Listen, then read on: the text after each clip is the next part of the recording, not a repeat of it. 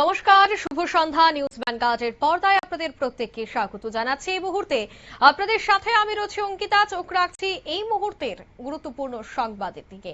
প্রথমেই নজর রাখতেই হয় রাজ্যের খবরের দিকে। একদিকে বিদ্যুতের মাশুল বৃদ্ধি পাচ্ছে, অন্যদিকে বিদ্যুতের বেসরকারীকরণ। এই বিষয়টার তীব্র বিরোধিতা করে আজ দেখা গেল যে বিদ্যুৎ গ্রাহক এবং কর্মচারী কল্যাণ সমিতির বিভাগীয় কমিটির উদ্যোগে এক ডেপুটেশন প্রদান করা হয়। স্মারকলিপি প্রদান করেন তারা।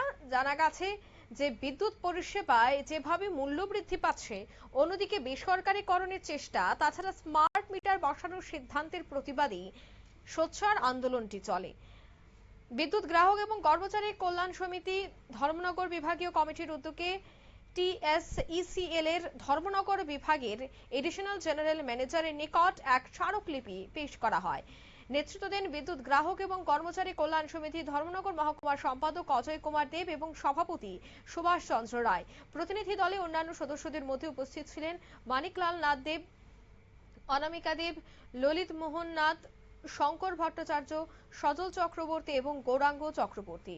স্মারকলিপিতে সংগঠনের প্রতিনিধি দল উল্লেখ করেন যে বিদ্যুৎ পরিষেবা একটি অত্যন্ত গুরুত্বপূর্ণ জনস্বার্থমূলক পরিষেবা হওয়া সত্ত্বেও বর্তমানে সাধারণ মানুষের উপর অতিরিক্ত আর্থিক চাপ সৃষ্টি করা হচ্ছে, আর এই বিষয়টার তারা প্রতিবাদ জানাচ্ছেন। এটি সভাও করা হয়। তারপর কি উঠে আসছে শোনাবো।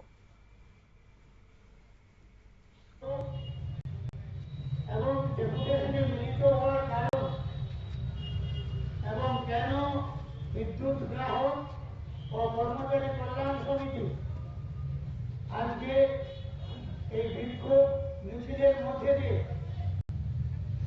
ডেপুটেশনে মিলিত হলো, তার প্রেক্ষাপট কিছু আপনাদের জানান দেওয়ার জন্য আমরা এখানে একটা উঠান সভা করব।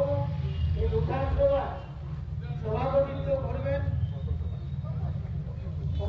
সভাপতিত্ব।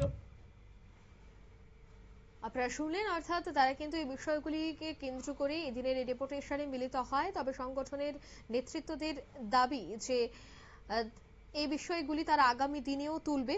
প্রতিনিধি দল আশা প্রকাশ করেন যে দফতর এবং রাজ্য সরকার দ্রুত এই সমস্যাগুলির স্থায়ী সমাধান করে সাধারণ মানুষের স্বাভাবিক জীবনযাত্রায় ফিরিয়ে আনবে।